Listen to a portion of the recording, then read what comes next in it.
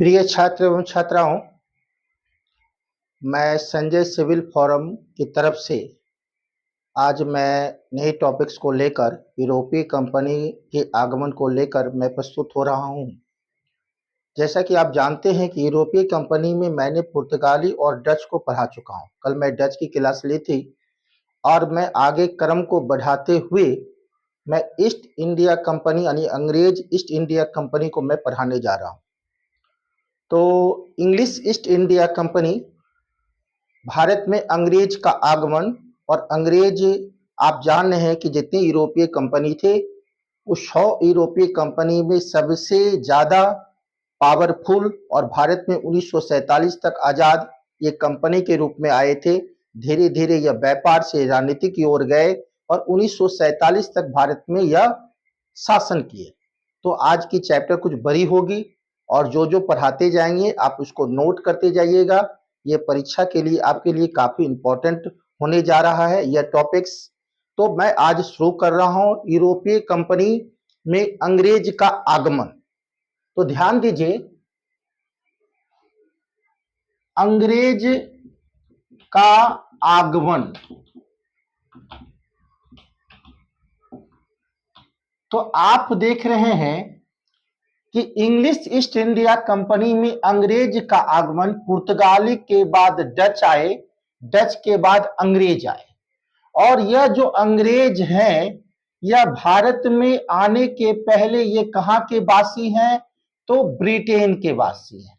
तो ध्यान दीजिए, अंग्रेज ब्रिटेन के वासी हैं और यही कारण है कि 1599 में, ध्यान दीजिएगा कि ब्रिटेन में 1599 में लॉर्ड मेयर की अध्यक्षता में, फिर मैं बोल रहा हूं लॉर्ड मेयर की अध्यक्षता में 1599 में 217 व्यापारी की पूंजी लगी और उस कंपनी का नाम है merchant adventures. Merchant adventures note कर लीजिएगा आप लोग, बहुत इंपॉर्टेंट बात है, वो परीक्षा के लिए बहुत ही उपयोगी होगी आप लोग के लिए। तो ब्रिटेन में ईस्ट इंडिया कंपनी बनने के पहले जो है 1599 में मर्चेंट एडवेंचर्स एक कंपनी बनी जिसमें कितने व्यापारी की पूंजी थी? तो 217 व्यापारी की पूंजी थी। और यह किसकी अध्यक्षता में बना? तो लॉर्ड मेयर। तो लॉर्ड मेयर की अध्यक्षता में एक कंपनी बना जिसमें 217 व्यापारी की पूंजी लगी है। फिर से सुनिएगा कि ईस्ट इंडिया कंपनी की स्थापना के पूर्व ब्रिटेन में 1599 में मर्चेंट एडवेंचर्स एक कंपनी बनती है और ये कंपनी में 217 व्यापारी की पूंजी लगी थी और इसकी अध्यक्षता कर रहे थे लॉर्ड मेयर। कौन कर रहे थे? Lord mayor. अब इसी कंपनी को जो है आगे चलकर 31 दिसंबर 1600 को, फिर ध्यान दीजिएगा कितने तारीख को?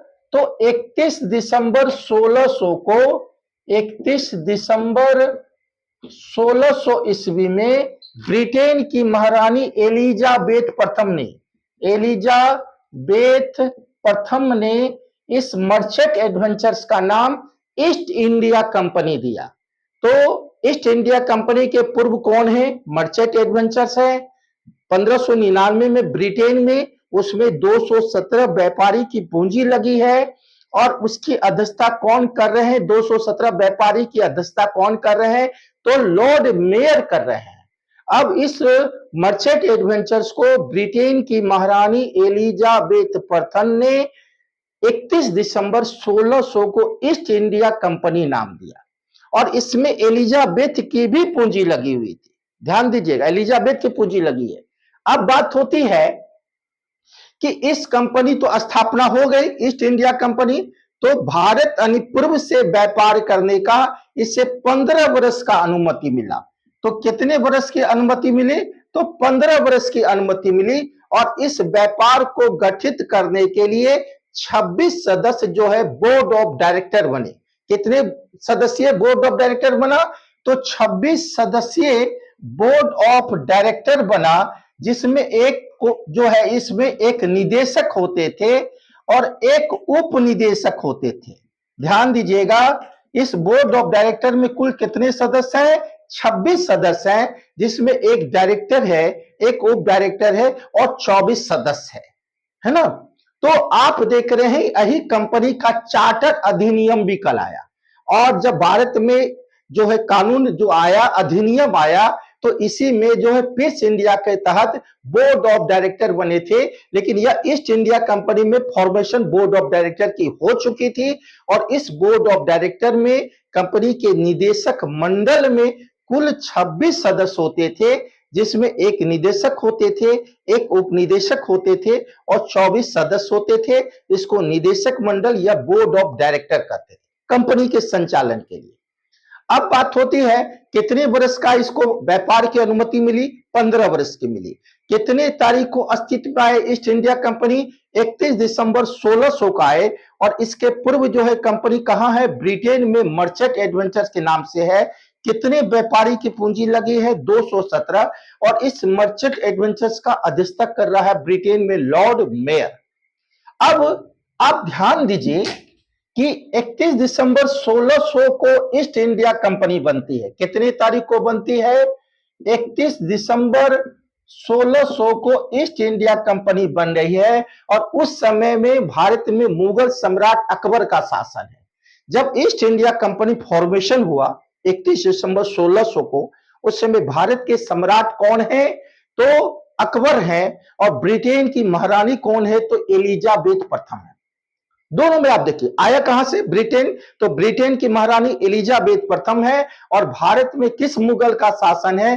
तो सम्राट, महान सम्राट अकबर का शासन है। अब बात होती है कि 1603 में, आप देखिए 1603 में एलिजाबेथ प्रथम की मृत्यु हो जाती है ब्रिटेन में, और उसके बाद ब्रिटेन के नए सम्राट जेम्स प्रथम बनते हैं। कौन बनते हैं? जेम्स प्रथम। 1603 में किसकी मृत्यु हो जाती है? तो एलिजाबेथ प्रथम की मृत्यु हो जाती है। अब बात होती है कि यहां पर आप मैपिंग से थोड़ा सा समझिए, मैप से बहुत क्लियर होगा।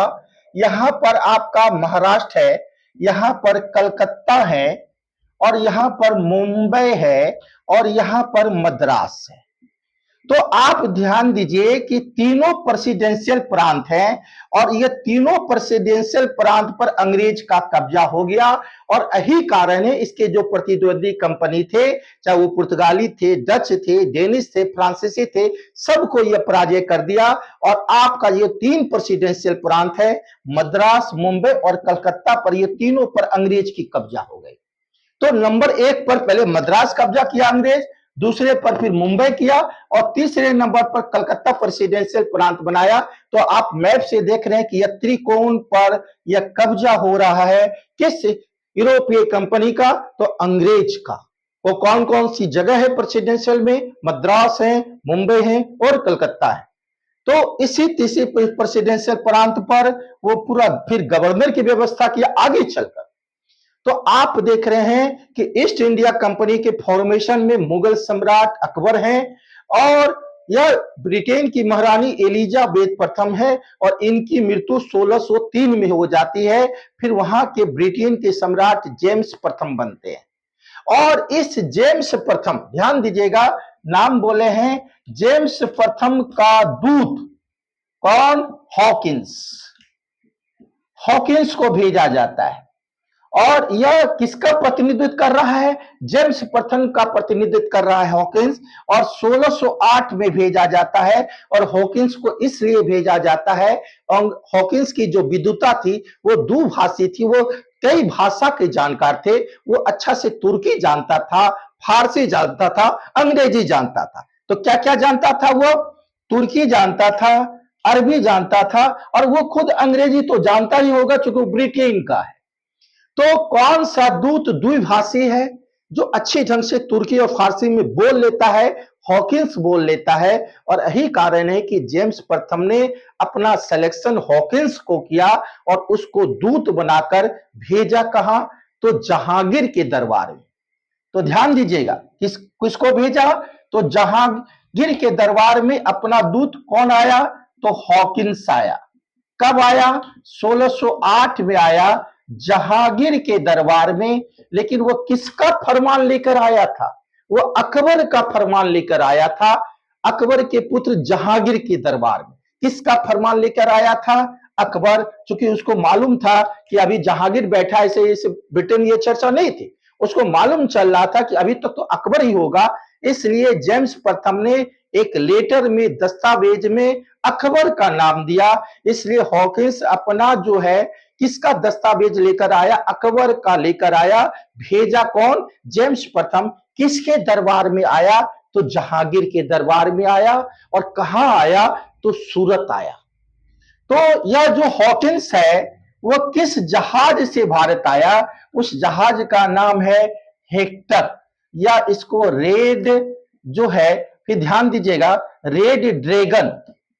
उस जहाज का नाम क्या है जिससे हॉकिंस भारत में सूरत आया? उस जहाज का नाम है हेक्टर या रेड ड्रैगन। कहां आया? सूरत आया। कहां मिला? तो जहांगीर के दरबार में आया 1608 में। कब आया? 1608 में आया। तो 1608 में जब जहांगीर के दरबार में आया तो इन्होंने जो है किस भाषा में बात किया? फारसी भाषा में बात किया, जिससे जहांगीर काफी प्रसन्न हो गया। और यह मृदुभाषी था, काफी मीठा बोलता था, और इसको अट्रैक्शन करने की क्षमता ज्यादा थी, और इसलिए यह जहांगीर का दिल जीत लिया। और यह जो सूरत में कोठी खोलने का आदेश मांगा, और 1608 में सूरत में कोठी खोलने की आदेश दे भी दी गई। लेकिन वहां पर तुर्की और अरबी व्यापारी इसका घोर विरोध किए। तो आनन फानन में जो है यह कंपनी चालू भी हो गई बनना 1608 में। लेकिन तुरंत उसको, आवेदन को रोकना पड़ा जहांगीर को। किसके दबाव में? तो तुर्की और अरबी के दबाव में जो फरमान दिया गया था जहांगीर के द्वारा सूरत में कोठी खोलने का, उस आदेश को निरस्त करना पड़ा। लेकिन वह कोठी बनना शुरू हो गए थे। यही कारण है कि जो है अंग्रेज की पहली कोठी कहां बनी? तो 1608 में यह बताया जाता, ऑप्शन वो सही है, क्योंकि वो बनना शुरू हो गया था। अब बात होती है कि यहां पर ध्यान दीजिए, यहां पर फिर मैप से समझिए कि यहां पर फिर अंग्रेज जो है 1611 में मुसलीपट्टम, कहां पर? इस मुसलीपट्टम में डच पहले से है 1605 में। तो मुसलीपट्टम में यह कोठी लगाया। कब लगाया?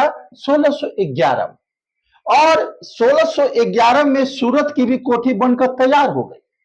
तो इसलिए अगर क्वेश्चन आता है कि अंग्रेज की पहली कोठी कौन है, तो निश्चित तौर पर सूरत ही होना चाहिए, क्योंकि वो बनना शुरू हो गया और 1611 में बनकर तैयार भी हो गया। और 1611 में मुसलीपट्टम में भी कोठी है अंग्रेज की। तो आप देख रहे हैं कि प्रथम कोठी जो है सूरत ही है। और 1611 में मुसलीपट्टम कहां? आंध्र प्रदेश में अंग्रेज जो है ईस्ट इंडिया कंपनी कोठी लगाते हैं।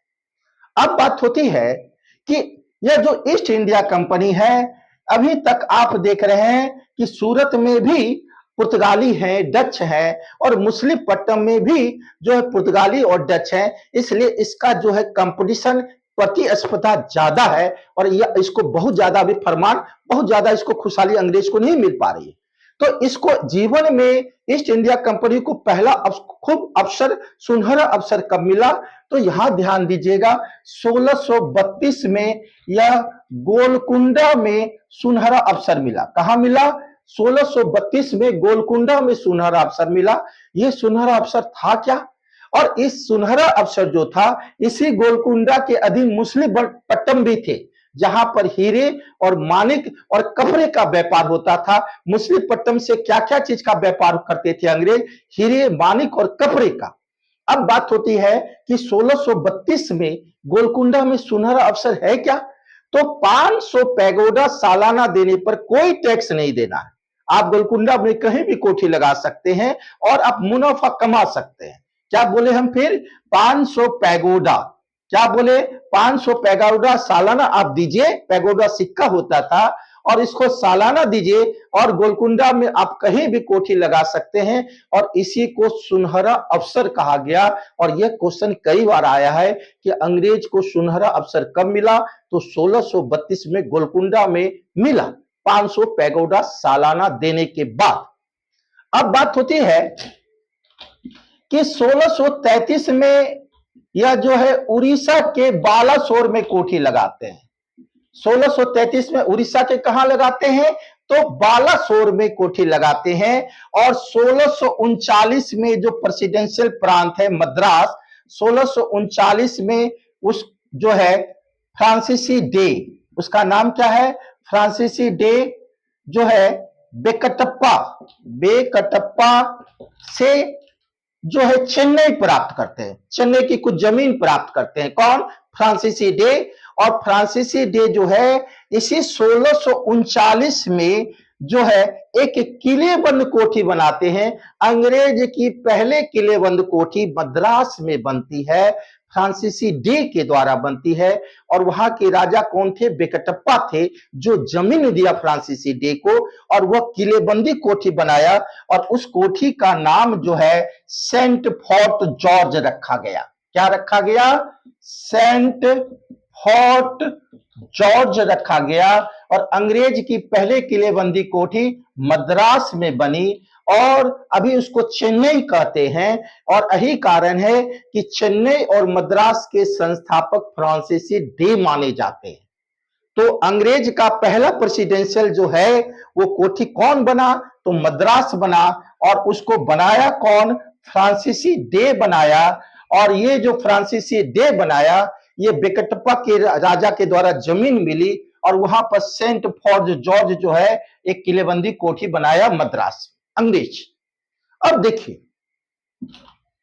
अब बात होती है कि मद्रास में 1639 में कोठी बनी। इसके बाद 1651 में यह बंगाल के हुगली में कोठी डालते हैं। कहां डालते हैं? तो बंगाल के हुगली में डालते हैं। वो कोठी कौन डालते हैं? ब्रिजमैन, मिस्टर ब्रिजमैन के द्वारा। तो बंगाल में कोठी किसके द्वारा डाली जाती है? तो वह है मिस्टर ब्रिजमैन के द्वारा डाली जाती है 1651 में हुगली में। अब बात होती है कि 1661 में और 1651 के बाद जो है आप देख रहे हैं कि 1658 के आसपास अंग्रेज पटना में भी कोठी डालते हैं।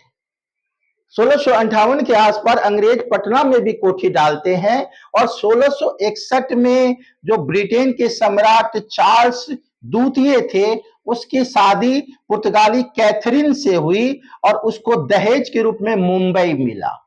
क्या मिला? मुंबई मिला। तो चार्ल्स द्वितीय ने 1668 में, फिर ध्यान दीजिएगा, 1668 में जो अंग्रेज को है बॉम्बे में किलेबंदी करने का आदेश देता है, मुद्रा ढालने का अंग्रेज आदेश देता है। तो अंग्रेज सबसे पहले टकसाल कहां लगाया? मुंबई में लगाया, और मुंबई को प्रेसिडेंशियल प्रांत बना दिया। और 10 पाउंड वार्षिक किराए पर चार्ल्स द्वितीय ने अंग्रेज को मुंबई दे दिया, और मुंबई भी उसको ऐसी जगह पर प्रेसिडेंशियल प्रांत अंग्रेज को हाथ लग गया।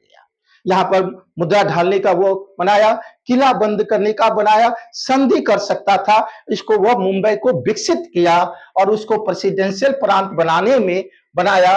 और आप देख रहे हैं कि यह जो है 1669 से 1677 तक इस बॉम्बे को विकसित किया गौरील अग्रयार। कौन किया? गौरील अग्रयार। या मुंबई को पूरा आधुनिकीकरण किया। और यही कारण है कि मुंबई के संस्थापक गौरील अग्रयार माने जाते हैं। मुंबई के संस्थापक कौन माने जाते हैं? गौरील अग्रयार। वो 1669 से 1677 तक वो वहां के गवर्नर हैं। वहीं पर उसका वो आधुनिकीकरण करते हैं, और वहीं पर इसके ये मुंबई के संस्थापक हैं। तो प्रेसिडेंशियल प्रांत मुंबई बन गया। यहाँ मुद्रा जो है अंग्रेज सबसे पहले ढाला, किलेबंदी किया। तो आप देख रहे हैं कि मद्रास के बाद दूसरा प्रेसिडेंशियल प्रांत मुंबई, उसको अंग्रेज को हाथ लग गया। अब बात होती है कि 1667 में औरंगजेब इसको कुछ अधिकार दिए थे अंग्रेज को। इसके बाद जो है आप देख रहे हैं कि 1687 में अभी तक जितनी भी कोठी थी वो सूरत के अधीन थी। सूरत ही हेडक्वार्टर था, और सूरत में कोठी बनी थी 1608 में थॉमस एडवर्थ के नेतृत्व में। बहुत इंपॉर्टेंट बात हम बोल रहे हैं, किसके नेतृत्व में कोठी बनी थी सूरत में? थॉमस एडवर्थ के नेतृत्व में बनी थी। और आप देख रहे हैं कि यहां पर एक चीज मैं पीछे फिर जाना चाहूंगा कि 1608 में हॉकिंस को जो है वो कोठी निरस्त की जाती है और 1613 में जो है फिर अस्थायी रूप से सूरत में कोठी खोलने की आदेश दी जाती है 1613 में, क्योंकि 1612 में जो है कैप्टन वेस्ट के द्वारा पुर्तगाली को हराया गया और जहांगीर खुश हो गया और खुश होने के बाद जो है अस्थायी रूप से सूरत में कोठी वो आदेश देता है। 1611 में तो बन ही गई थी। इसके बाद 1615 में जेम्स प्रथम का दूत बनकर आता है थॉमस रो, और ये थॉमस रो जो है 1619 तक भारत में रहता है, जहांगीर के दरबार में आया और इसको बहुत सारा ज्यादा फरमान मिला और 1623 तक आप देख रहे हैं कि अंग्रेज की कोठी सूरत में हो जाती है, भरूच में हो जाती है, अहमदाबाद में हो जाता है, अहमदाबाद में, इसके बाद जो है अजमेर में हो जाता है और आगरा में हो जाता है। तो 1623 तक अंग्रेज की कोठी कहां कहां लग गई? सूरत में लग गई, भरूच में लग गई, अहमदाबाद में लग गई, अजमेर में लग गई, आगरा में लग गई, और सब कोठी का नियंत्रण किसके हाथ में है? तो सूरत के हाथ में है। तो सूरत अभी तक हेडक्वार्टर बना हुआ है। इसके बाद 1639 में मद्रास हो जाते हैं। 1600 फिर आप देख रहे हैं 1668 में अंग्रेज को मुंबई मिल जाता है। कौन मिल जाता है? मुंबई मिल जाता है। तो दो प्रेसिडेंशियल प्रांत हो गए। अंग्रेज की पहले किलेबंदी कोठी कौन होती है? मद्रास का सेंट फोर्ट जॉर्ज होती है, और इसको बनाए कौन? फ्रांसीसी डे, और मद्रास के संस्थापक कौन है? फ्रांसीसी डे हैं। अंग्रेज सबसे पहले सिक्का कहां डाला? मुंबई में डाला, और मुंबई को दहेज के रूप में चार्ल्स द्वितीय जो है 10 पाउंड वार्षिक किराए पर दे दिया। और आप देख रहे हैं मुंबई शहर को विकसित कौन किया? गौरील अग्रवाल, और मुंबई शहर के संस्थापक कौन है? गौरील अग्रवाल हैं, गौरील अग्रवाल। और इसके बाद आप देख रहे हैं 1687 में जो सूरत हेडक्वार्टर था, अब 1687 में मुंबई को हेडक्वार्टर अंग्रेज बना दिए। किसको बना दिए? मुंबई को। सूरत के बाद मुंबई हो गया। अब आप यहां ध्यान दीजिए कि 1688 में इस सूरत में जो है कौन गवर्नर है? गार्डन चाइल्ड है। और ये गार्डन चाइल्ड जो है बहुत बड़ा काम क्या कर दिया? यह जो है काम किया कि सूरत जो है, सूरत बंदरगाह होकर हज की ओर मुसलमान लोग जाते थे। तो जब हज लोग वो जा रहे थे तो वह जो है मुस्लिम यात्री को लूट लिया, हज जाने से रोक दिया। जब औरंगजेब को इसका पता लगा कि मेरे लोग को हज जाने से रोका है, तो कौन रोका है? गार्डन चाइल्ड रोका है, सूरत का गवर्नर है। औरंगजेब काफी गुस्सा आया, बोला कि मैं उस जो गवर्नर है गार्डन चाइल्ड 1688 में, उसको यहां से ब्रिटेन भेजो, और उसको तुरंत पद से हटाया और गार्डन चाइल्ड को निष्कासित करके वो कहां भेज दिया? तो वो भेज दिया ब्रिटेन। और हज का द्वार कौन बंदरगाह कहलाता था? सूरत, जिसको गार्डन चाइल्ड ने हज जाने से रोक दिया, हज यात्री को रोका, और औरंगजेब कड़ा एक्शन लिया और बोला कि अंग्रेज की जो 5 कोठी है उसको बंद करवाइए आप, और बंद करने का आदेश दिया। और वो कोठी कौन कौन है? पटना है, कासिम बाजार है, इसके बाद विशाखापट्टनम है, विशाखापट्टनम है, सूरत है ना, आप देख रहे हैं मुसलीपट्टनम है।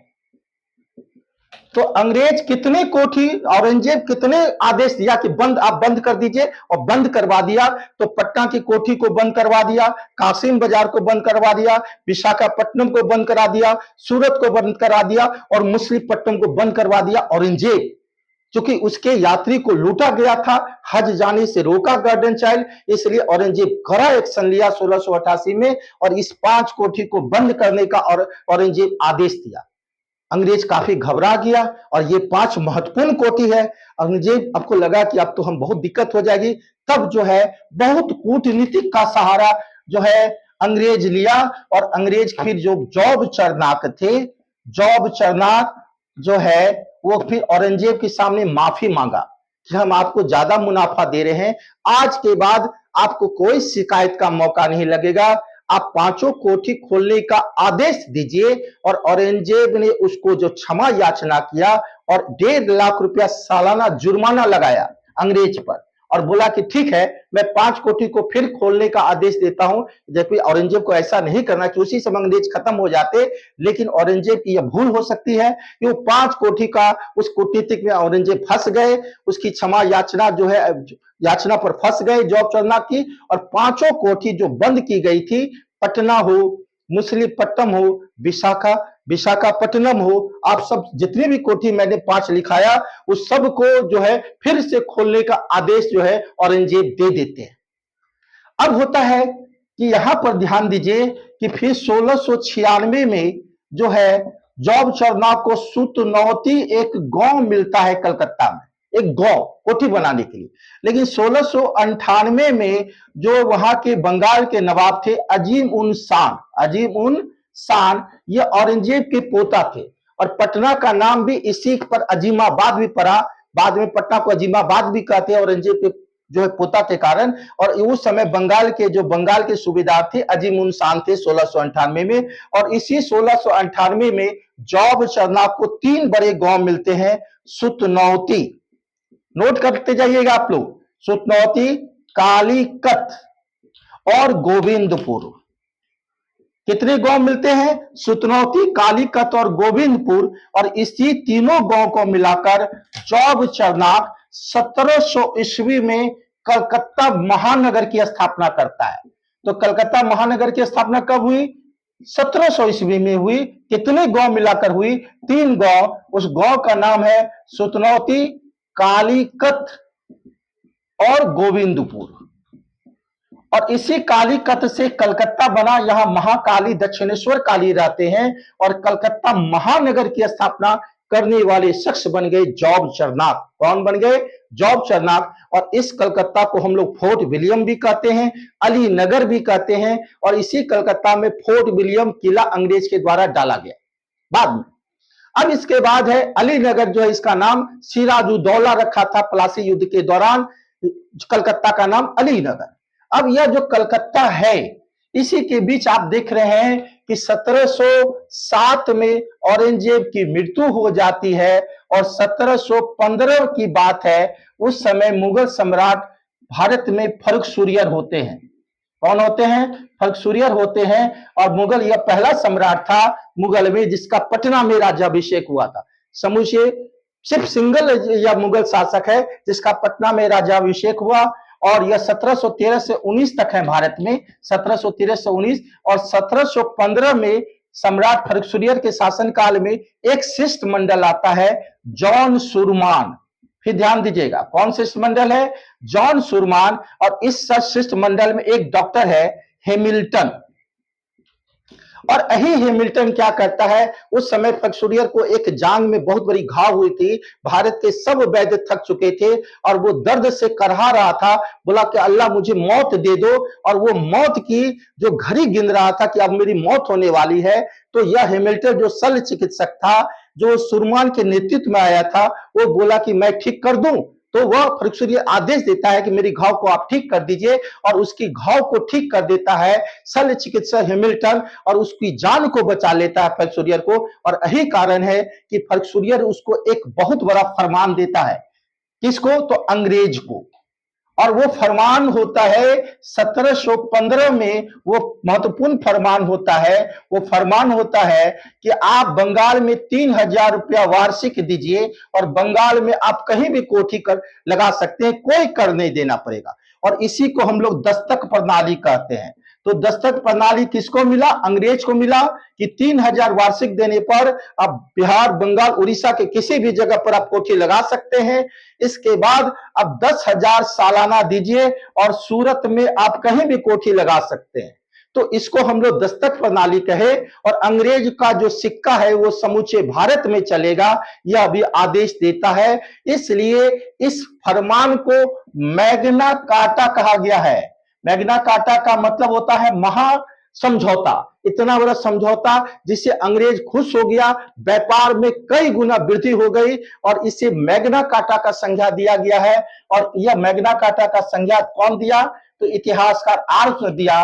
और इसी को कहते हैं दस्तक प्रणाली। इसके बाद एक अंग्रेज आगे बेतहाशा बढ़ने लगे और जितने प्रतिद्वंदी कंपनी है सबको पराजित करने लगे और धीरे धीरे आगे चलकर वो व्यापारिक रूप में आए, वो राजनीतिक में कूदे, प्लासी के युद्ध में, बक्सर के युद्ध में, और उत्तर भारत का स्वामी हो गए और 1947 तक जितनी प्रतिद्वंदी कंपनी थी सबको पराजित कर दिया। इसके बाद भारत के एक एक राज्य को पराजित करने के बाद और समूचे भारत पर वो शासन किए। 1947 तक एक कंपनी के रूप में अंग्रेज आया और वो पूरा विस्तार कर लिया। इसके साथ मैं वीडियो को आज ही यहां पर समाप्त करता हूं और उसके बाद मैं नेक्स्ट टॉपिक्स को फ्रांसीसी को बोलने वाला हूं, डेनिश को बोलने वाला हूं। अब आपसे अनुरोध है, विनम्र अनुरोध है कि आप मेरे वीडियो को ज्यादा से ज्यादा लाइक कीजिए, ज्यादा से ज्यादा बच्चे को फैलाइए और आपका सफलता ही मेरी सफलता है, क्योंकि आप ज्यादा से गहराई से जानकारी मिलेगी तो आपकी रिजल्ट होगी और आपकी रिजल्ट होगी तो मेरी जीत होगी। इसी के साथ मैं धन्यवाद आप लोग के साथ